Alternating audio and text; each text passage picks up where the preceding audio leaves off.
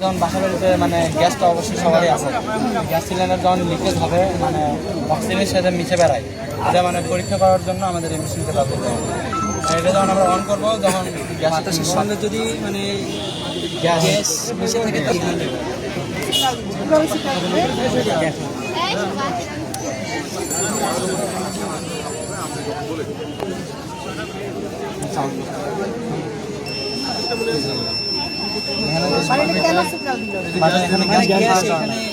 বাতাসে গ্যাস কিন্তু এই ডিটেক্টরটা কি হচ্ছে আমাদের যে বাসা বাড়িতে আমরা যেটা ব্যবহার করি সাধারণত বিউটেন ব্যবহার করি, তাই না? কোন গ্যাসটা ব্যবহার করি আমরা?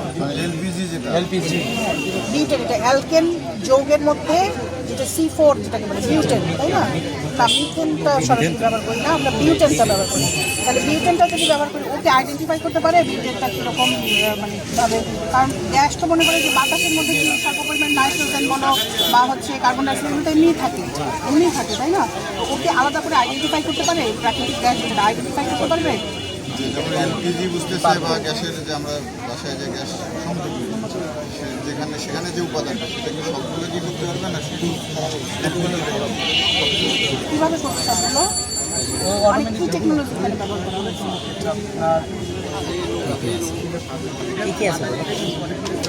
মানে এখানে যখন ওই যে আপনি এটা করলেন, লাইটটা যখন অন করলেন, তখন কিন্তু ও একটা সিগন্যাল দিচ্ছে, তার আগে কিন্তু কোনো সিগন্যাল দিচ্ছে না।